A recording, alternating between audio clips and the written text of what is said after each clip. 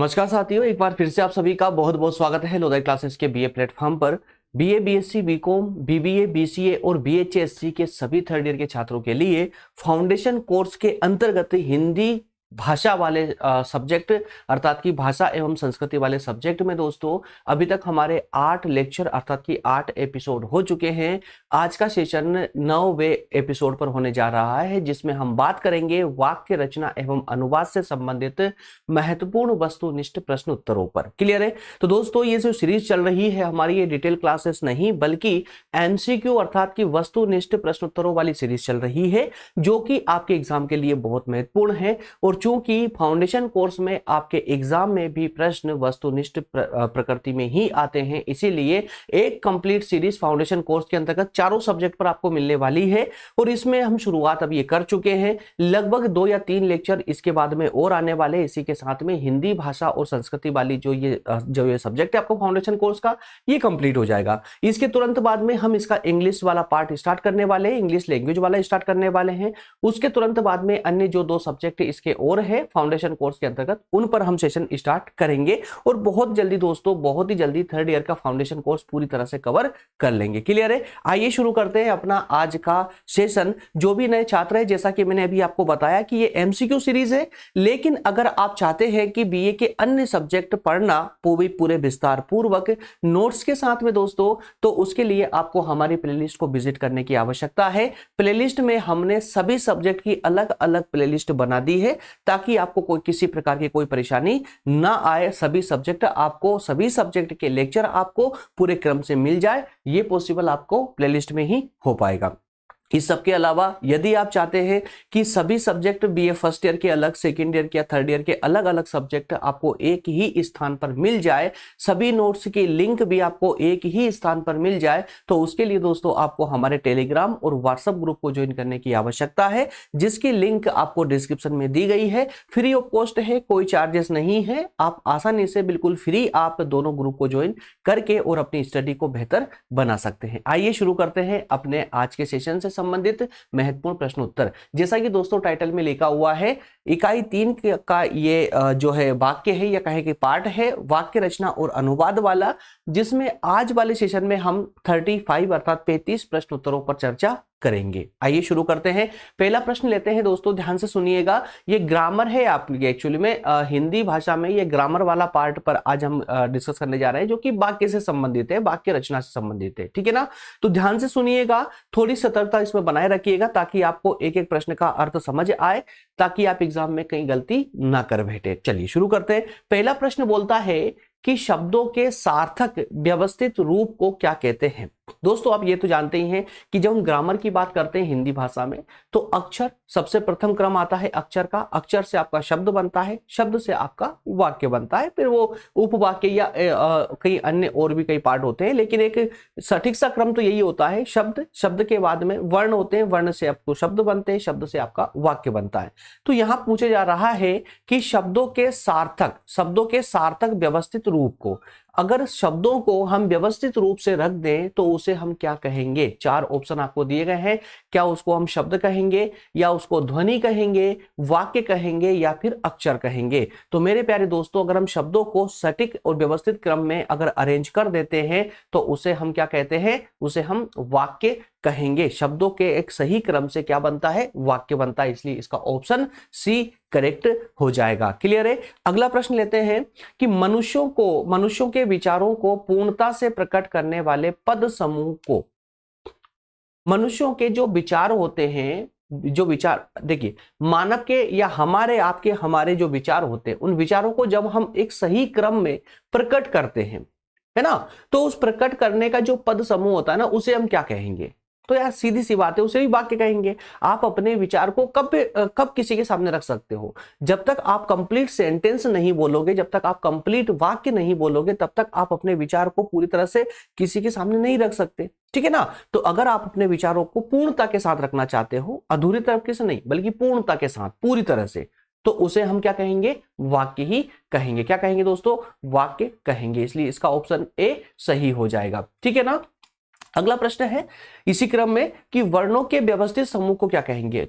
वर्णों के व्यवस्थित समूह को, अब ध्यान दीजिएगा, पहला वाला प्रश्न था शब्दों के व्यवस्थित समूह को, और तीसरा प्रश्न है वर्णों के व्यवस्थित समूह को। तो मैंने अभी बताया था आपको वर्ण से मिलकर क्या बनता है, अगर वर्ण व्यवस्थित क्रम में हो तो वो शब्द का निर्माण करेंगे, और अगर शब्द व्यवस्थित क्रम में हो तो वो वाक्य का निर्माण करते हैं। इसलिए ऑप्शन 3 मतलब प्रश्न नंबर 3 का जो सही आंसर होगा वो हो जाएगा आपका शब्द। क्लियर है, शब्द का, इसलिए ऑप्शन इसका डी सही हो जाएगा। अगला प्रश्न लेते हैं, प्रश्न नंबर 4 है वाक्य के उस भाग को जिसमें एक से अधिक पद परस्पर संबद्ध होकर अर्थ देते हो। ध्यान से सुनना, प्रश्न को समझिए ध्यान से। क्या कहा जा रहा है कि वाक्य के उस भाग को, वाक्य नहीं कहा गया बल्कि वाक्य के एक विशेष भाग की बात की गई है, तो वाक्य के उस भाग को जिसमें एक से अधिक पद परस्पर संबंधित होकर के अर्थ देते हो, ठीक है ना, किंतु पूरा अर्थ नहीं देते हो, तो उसे हम क्या कहेंगे। मतलब ये समझिए कि कंप्लीट सेंटेंस है, कंप्लीट वाक्य है, उस वाक्य में एक पद समूह का प्रयोग किया गया है, उस वाक्य के अंदर एक शब्द का प्रयोग किया गया है, मतलब एक शब्दों का एक समूह का प्रयोग किया गया है, तो वो एक विचार को प्रकट जरूर करता है लेकिन पूरे विचार को प्रकट नहीं करता, अधूरे को प्रकट करता है।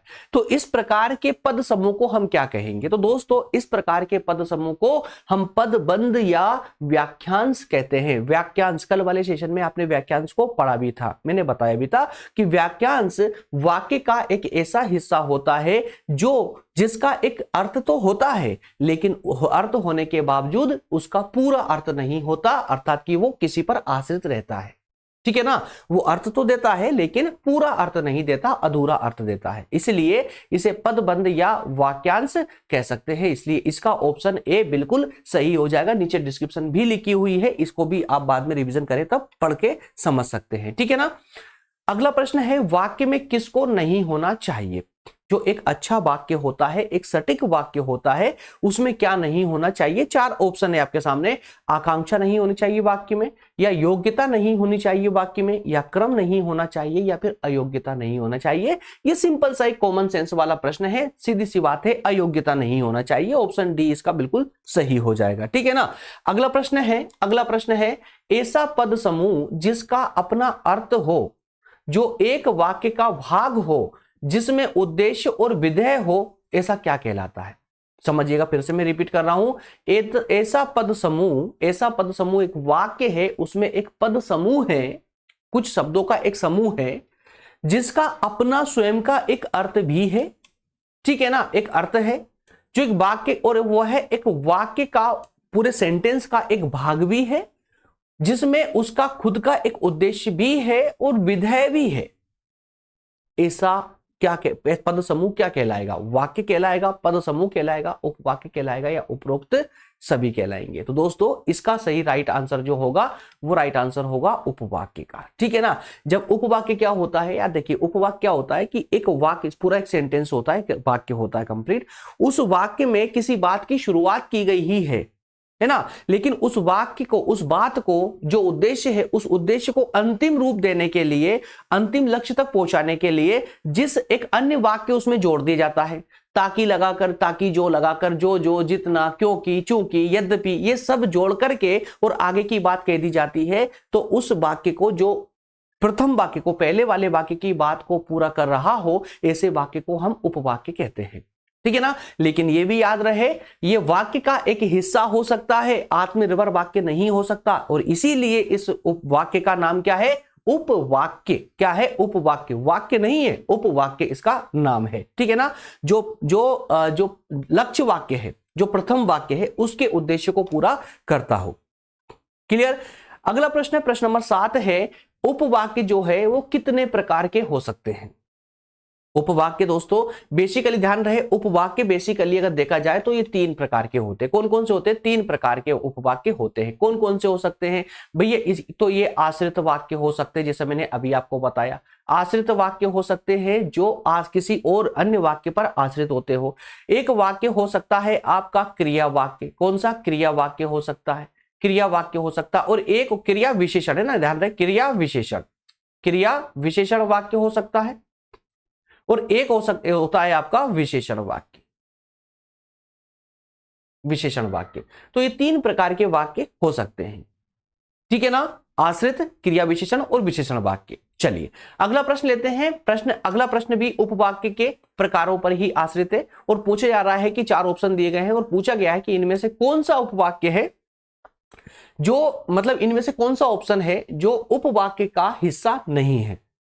जैसा हमने अभी अभी क्या पढ़ा कि क्रिया जो उपवाक्य होते हैं वो 3 प्रकार के होते हैं और ये तीनों प्रकार हमने देखे। क्रिया मतलब संज्ञा विशेषण, संज्ञा उपवाक्य को देखा है, विशेषण उपवाक्य और क्रिया विशेषण उपवाक्य को देखा है, ठीक है ना। तो संज्ञा विशेषण और क्रिया विशेषण ये 3 होते हैं, तो चौथा कौन सा नहीं होता, सर्वनाम उपवाक्य नहीं होता है, इसलिए इसका ऑप्शन डी सही हो जाएगा। अगला प्रश्न लेते हैं। जो आश्रित उपवाक्य हम है ना, आश्रित उपवाक्य, अब एक बात तो ध्यान दे, सुनिए, कंफ्यूजन, आपको एक कंफ्यूजन बन रही होगी कि मैं बार बार आश्रित शब्द यूज कर रहा हूं उपवाक्य का, लेकिन जब हम उपवाक्य के प्रकारों की बात करते हैं तो 3 प्रकार के संज्ञा विशेषण और क्रिया विशेषण उपवाक्य पढ़ते हैं। तो मेरे प्यारे दोस्तों, अगर सामान्य रूप से अगर इनका खंडन करते हो, किसका, उपवाक्य के प्रकारों का भी खंडन करोगे ना, तो वहां पर आपको 7 अलग अलग प्रकार के उपवाक्य देखने को मिलेंगे और उन्हीं में से एक उपवाक्य आएगा आश्रित वाक्य। आश्रित उपवाक्य जो आश्रित है, जो डिपेंड करता है, अपने अर्थ को पूरी तरह व्यक्त नहीं कर सकता बिना मुख्य वाक्य के।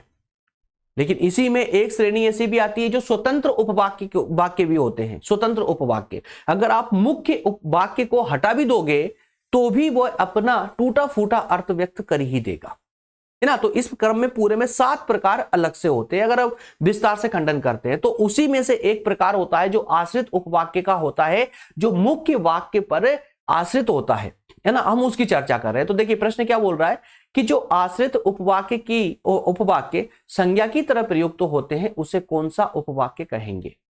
भाई एक आश्रित उपवाक्य है जो संज्ञा की तरह प्रयोग हो रहा है वाक्य में, तो सीधी सी बात है उसे संज्ञा उपवाक्य कहेंगे। क्या कहेंगे, संज्ञा उपवाक्य कहेंगे, ठीक है ना। इसलिए इसका ऑप्शन डी सही हो जाएगा। क्लियर है।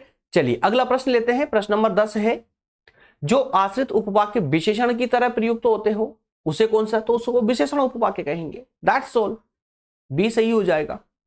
समझ आ रहा है ना, कोई कंफ्यूजन तो नहीं है। चलिए आगे बढ़ते हैं। अगला प्रश्न है, रचना या बनावट की दृष्टि से वाक्य कितने भेद के होते हैं। तो भैया रचना या बनावट की दृष्टि से अगर देखा जाए तो वाक्य हम देख चुके हैं 3 प्रकार के होते हैं, ठीक है ना। 3 प्रकार के होते हैं, हम बात भी कर चुके हैं। क्लियर है। संज्ञा विशेषण और क्रिया विशेषण 3 प्रकार के होते हैं रचना या बनावट की दृष्टि से। अगला प्रश्न है, रचना या बनावट की दृष्टि से वाक्य के 3 भेद होते हैं। वाक्य के, उपवाक्य नहीं, वाक्य के 3 भेद होते हैं। तो देखिए सॉरी माफ कीजिएगा, मैं उपवाक्य पर चला गया था। उपवाक्य भी रचना या बनावट की दृष्टि से 3 प्रकार के होते हैं और वाक्य भी रचना या बनावट की दृष्टि से 3 प्रकार के होते हैं। कौन कौन से 3 प्रकार के, सरल वाक्य, मिश्र वाक्य और संयुक्त वाक्य। ये ध्यान रखने योग्य बात है, कई बार आपसे प्रश्न में रिपीट होगा, ये ध्यान दीजिएगा। रचना या बनावट की दृष्टि से वाक्य की अगर हम बात करें, सेंटेंस की बात करें, तो ये 3 प्रकार के हो सकते हैं।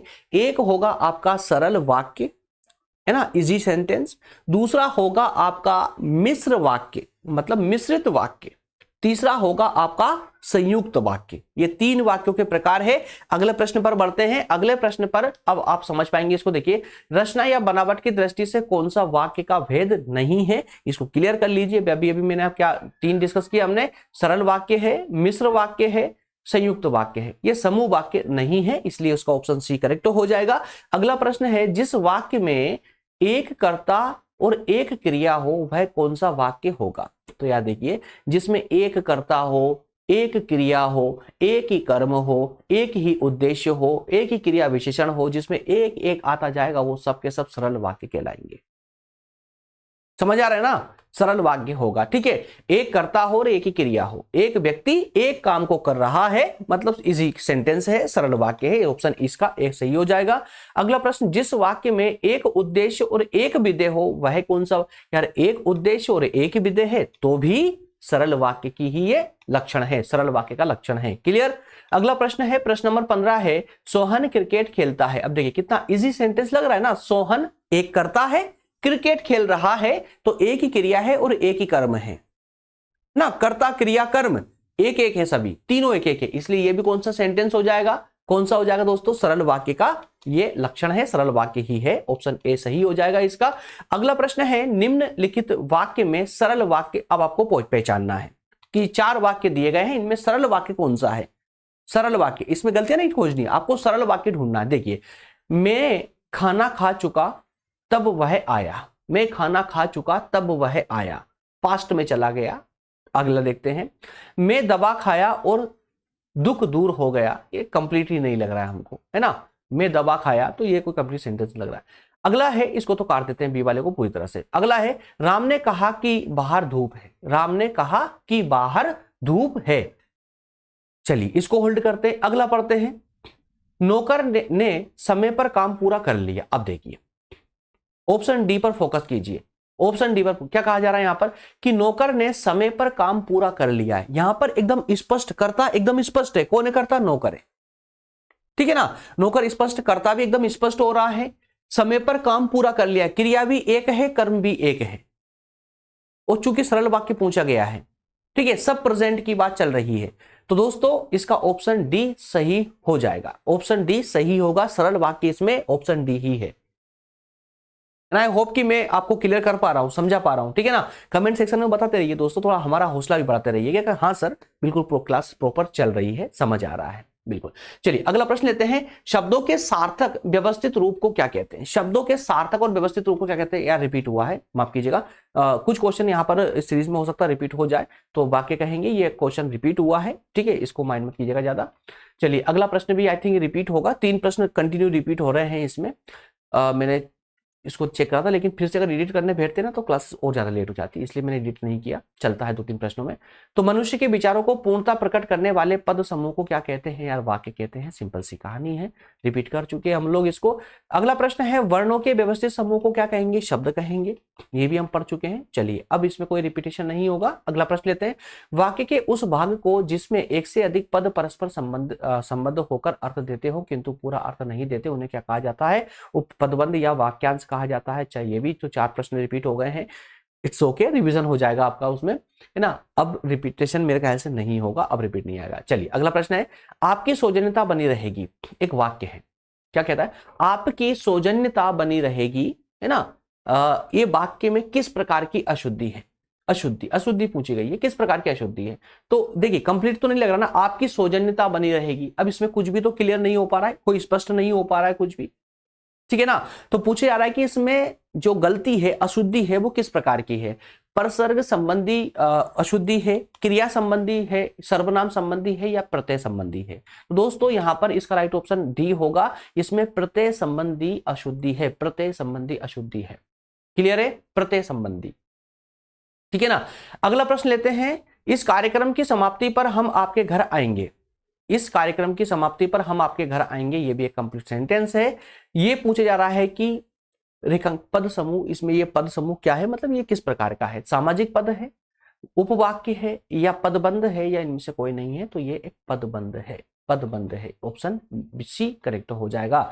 अगला प्रश्न है, जहां ना पहुंचे रवि वहां पहुंचे कवि, ठीक है, अब इस सेंटेंस में, इतने इस वाक्य में जहां ना पहुंचे रवि वहां पहुंचे कवि, इस वाक्य में जहां ना पहुंचे रवि जो पहले वाला वाक्य है, जो पहले वाला पदबंध है, ये क्या है, उपवाक्य है, पदबंध है, या फिर मुहावरा है, तो दोस्तों ये उपवाक्य है, क्या है, उपवाक्य है ना, उपवाक्य है, जो कि आश्रित उपवाक्य है। जहां ना पहुंचे रवि, अपना अर्थ तो बता रहा है ये कि जहां ना पहुंचे रवि, लेकिन ये पूरा वाक्य, पूरा अर्थ नहीं बता रहा है, इसलिए ये आश्रित उपवाक्य कहलाएगा, क्लियर है। चलिए अगला प्रश्न है, निम्नलिखित वाक्यों में कौन सा मिश्र वाक्य है, तो आपको इन 4 वाक्यों में से मिश्र वाक्य को ढूंढना है। चलिए एक एक करके पढ़ते हैं इनको। पहला बोलता है, परिश्रम से पढ़ना प्रत्येक छात्र का कर्तव्य है, कौन सा पूछा, मिश्र वाक्य पूछा जा रहा है जिसमें बातें मिश्रित हो रही हो, ध्यान से, परिश्रम से पढ़ना प्रत्येक छात्र का कर्तव्य है, क्या ये मिश्र लग रहा है, नहीं, ये एकदम स्पष्ट अर्थ दे रहा है।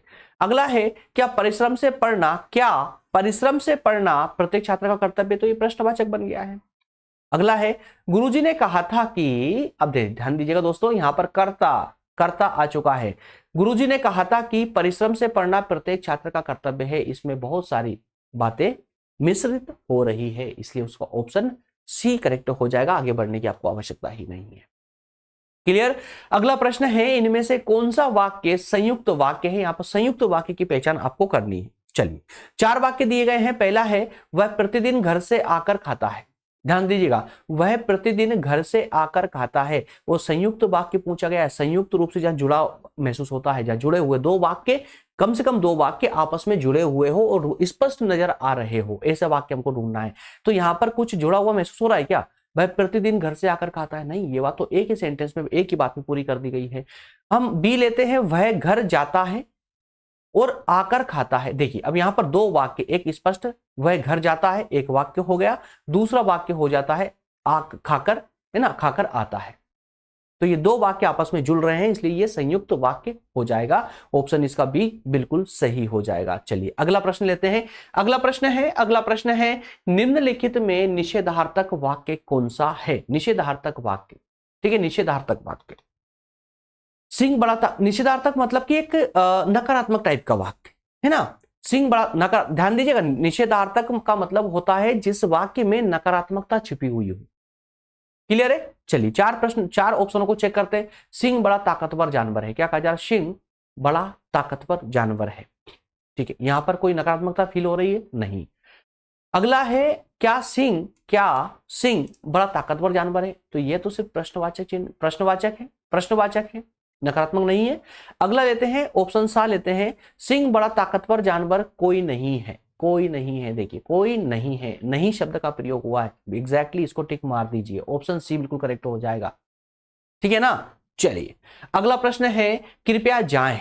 कृपया जाएं, यह कैसा वाक्य है? कृपया जाएं, तो यहां पर अनुरोध किया जा रहा है, प्रश्न पूछा जा रहा है क्या? पहला ऑप्शन गलत हो जाएगा, प्रश्नवाचक नहीं है, ये अनुरोधवाचक है। अनुरोध बिल्कुल एग्जैक्टली अनुरोधवाचक है, क्योंकि अनुरोध किया जा रहा है, कृपया लगाया गया ना यहां पर, आप जाए, तो ये अनुरोधवाचक नहीं हो जाएगा, बल्कि आदेशात्मक हो जाएगा, आदेशात्मक आज्ञावाचक हो जाएगा, है ना। तो इनमें से कौन सा करेक्ट हो जाएगा? इसमें ऑप्शन बी सही हो जाएगा, क्योंकि यहां पर अनुरोध किया जा रहा है, अनुरोधवाचक है। अगला प्रश्न है, ताकत महल क्या ही सुंदर है। ताकत महल क्या ही सुंदर है, किस प्रकार का वाक्य है?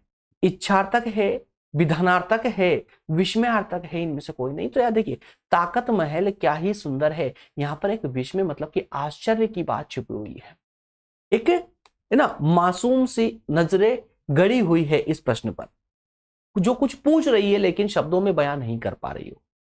इस प्रकार के वाक्य क्या बन जाएंगे? विस्मयार्थक बन जाएंगे, जहां पर एक प्रश्न छुपा हुआ हो, एक मासूम सा प्रश्न छुपा हुआ हो, विस्मयार्थक बन जाएगा। ऑप्शन इसका सी करेक्ट हो जाएगा। अगला प्रश्न लेते हैं, प्रश्न नंबर 29 है, ईश्वर आपका कल्याण करे। तो ये किस प्रकार का वाक्य है? ईश्वर आपका कल्याण करे। तो यार देखिए, किसी को जो है आशीर्वाद दिया जा रहा है, या किसी के लिए प्रार्थना की जा रही है, किसी को के लिए दुआ की जा रही है ना, प्रे की जा रही है किसी के लिए। तो ये सब कब किया जाता है? किसी को आशीर्वाद देना, किसी के लिए प्रे करना, किसी के लिए दुआ करना, किसी के लिए है ना इच्छा, अपनी इच्छा जाहिर करना, ये कब किया जाता है? जब उस स्वयं व्यक्ति की इच्छा होती है। इसलिए ये जो वाक्य है, ये इच्छार्थक वाक्य कहलाएगा। कौन सा? इच्छार्थक वाक्य कहलाएगा। ऑप्शन डी करेक्ट हो जाएगा। शब्दों का हेरफेर हुआ दोस्तों, ध्यान दीजिएगा, आ बा है ना, सा होना चाहिए, दा के स्थान पर सा चला गया है, इट्स ओके, हमें शब्दों पर ध्यान देना चाहिए, है ना। कौन सा? इच्छार्थक बन जाएगा। अभी एग्जाम में आपसे सा के स्थान पर भी आ सकता है, आ के स्थान पर भी, और दा के कहीं पर भी आ सकता है, बस ध्यान रहे इच्छार्थक प्रकार का वाक्य होगा ये। अगला प्रश्न है कि संकट की घड़ी में सभी भारतवासी एक हो जाते हैं। संरचना की दृष्टि से यह कैसा वाक्य है? ये जो वाक्य बना है, संरचना की दृष्टि से किस प्रकार का वाक्य है, पूछा जा रहा है आपसे। सरल वाक्य है, मिश्र वाक्य है, संयुक्त वाक्य है, या इनमें से कोई नहीं? आप बहुत आसानी से आपको इसको बता सकते हैं, सरल वाक्य है। सब कुछ यहां पर एक एक बार ही रिपीट हुआ है। अगला प्रश्न है, कौन सा वाक्य शुद्ध है? यहां पर शुद्ध वाक्य 4 वाक्य दिए गए हैं, इनमें से शुद्ध वाक्य पूछा गया है, शुद्ध वाक्य पूछा गया है। बहुत अच्छा प्रश्न है। चलिए, एक एक को पढ़ के इसकी गलतियां निकालते हैं। 3 वाक्यों में स्पष्ट रूप से गलतियां हैं, कहीं ना कहीं कोई ना कोई वर्तनी में होगी, शब्दों में होगी, शब्दों की बनावट में होगी, शब्दों के आगे पीछे के क्रम में होगी, कहीं ना कहीं गलती 3 वाक्यों में गलती है, और एक वाक्य बिल्कुल शुद्ध है। चलिए देखते हैं। पहला वाक्य बोलता है कि मेरा नाम श्री दीपक चौधरी है। सबसे पहले गलती हमारी पकड़ा गई इसमें, श्री। जब भी कोई अपना नाम लिखता है तो अपने नाम के आगे, स्वयं जब लिखता है तो अपने नाम के आगे श्री कभी नहीं लगाता, तो पहली गलती यही है। यहां पर राइट ऑप्शन क्या हो जाता कि मेरा नाम दीपक चौधरी है। क्लियर है? तो ये श्री गलत हो जाएगा यहां पर। अगला देखते हैं, अगला ऑप्शन बोलता है कि शेर देखते ही उसका होश उड़ गया। क्या गलती कर दी यहां पर, उसका यहां पर ये गलती हो गई, उसका नहीं बल्कि उसके होश उड़ गए। कंप्लीट कब होगा, शेर देखते ही उसके होश उड़ गए, है ना। चलिए ये भी गलत है। तीसरा लेते हैं, कृपया करके मेरा नाम भी लिख दे, कृपया करके मेरा नाम भी लिख दे। तो ये ऐसा सेंटेंस नहीं होगा, बल्कि राइट होगा, कृपया मेरा नाम भी लिख दे, है ना, कृपया मेरा नाम भी लिख दे। चलिए ये भी गलत हो गया। तो चौथा क्या है, श्री भूषण जी के अपने काम अनेक काम है, श्री भूषण जी के अनेक काम है। तो क्या देखिए, तीन जब गलत हो गए ना तो चौथा 100% सही है, क्लियर है, और बिल्कुल सही भी है। क्या लिखा हुआ है, श्री भूषण जी के अनेक काम है। अब चूंकि भूषण जी अपना खुद का नाम नहीं लिख रहे, बल्कि कोई और व्यक्ति बता रहा है कि श्री भूषण के अनेक काम है, तो श्री लगाना ही पड़ेगा, किसी और का नाम लिखते हैं तो, ठीक है ना। ऑप्शन डी करेक्ट हो जाएगा। अगला प्रश्न है, वाक्य का कर्ता प्रायः क्या होता है। जो कर्ता होता है ना, क्या होता है, क्या होता है, उद्देश्य होता है, विधेय होता है, पदबंध होता है, या फिर इनमें से कोई नहीं। तो एक वाक्य में जो कर्ता होता है ना, कर्ता जो होता है ना, वो उद्देश्य को दिखाता है, उद्देश्य होता है। ऑप्शन ए सही हो जाएगा। अगला है, आश्रित उपवाक्य किस तरह के वाक्य में पाया जाता है। आश्रित उपवाक्य किस तरह के, सरल वाक्य में, मिश्र वाक्य में, या संयुक्त वाक्य में।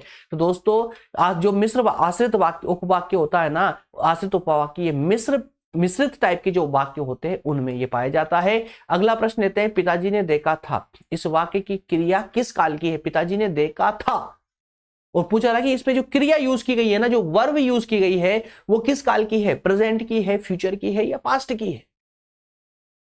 आसानी से आप बता सकते हैं, पिताजी ने देखा था है ना, मतलब पहले, अभी देख रहे नहीं है बल्कि ना देखेंगे, ऐसा भी, देखा था मतलब कि भूतकाल की क्रिया है। कौन सी काल की है, भूतकाल की क्रिया है, इसलिए ऑप्शन इसका बी सही हो जाएगा, भूतकाल की क्रिया है। अगला प्रश्न है, वाक्य में पूर्वकालिक क्रिया का प्रयोग होता है, पूर्वकालिक क्रिया का प्रयोग होता है, कब होता है। तो वाक्य में जिसे हम बोलते हैं ना हेल्पिंग वर्ब, इंग्लिश में हेल्पिंग वर्ब बोलते हैं, पूर्वकालिक क्रिया का प्रयोग कब होता है सेंटेंस में। भाई मुख्य क्रिया जो मेन वर्ब है उससे पहले होता है, या मेन वर्ब के बाद में होता है, या कहीं पर भी कर सकते हो, या फिर कभी नहीं होता है, इनमें से कोई नहीं है। तो दोस्तों जब भी हेल्पिंग वर्ब का हम प्रयोग करते हैं, पूर्वकालिक क्रिया का प्रयोग करते हैं, तो हमेशा हम मेन वर्ब अर्थात की मुख्य क्रिया के पहले करते हैं, इसलिए इसको ऑप्शन ए एकदम करेक्ट हो जाएगा, ठीक है ना। इसी के साथ दोस्तों हमारा आज का एपिसोड होता है कंप्लीट। नेक्स्ट एपिसोड अर्थात के एपिसोड नंबर 9 में हम इसके आगे के कड़ी पर बात करेंगे, जिसमें भी अगले जो जितने भी क्वेश्चन हो सकते हैं उन पर हम डिस्कस करेंगे, क्लियर है। जो नए छात्र हैं उनको मैं फिर से एक बार और नोटिफाई कर दूं कि दोस्तों अगर आप प्रॉपर तरीके से हमारे साथ सभी विषयों को, बीए के आपके जितने भी विषय हैं, जो भी सब्जेक्ट है आपके, उन सभी को अगर आप विस्तार पूर्वक हमारे साथ पढ़ना चाहते हैं निःशुल्क रूप से, तो आप हमारे व्हाट्सएप और टेलीग्राम ग्रुप को बिल्कुल ज्वाइन कीजिए। डिस्क्रिप्शन में लिंक दी गई है, निःशुल्क है, अभी तक कोई चार्जेस आपके लिए अवेल नहीं किए गए हैं। आप आसानी से दोनों ही ग्रुप को ज्वाइन करके हमारे साथ डेली बेसिस पर आप अपडेट हो करके और हमारे साथ स्टडी अच्छे से कर सकते हैं। मिलेंगे अगले सेशन में, तब तक आप सभी का बहुत बहुत धन्यवाद। Thank you so much.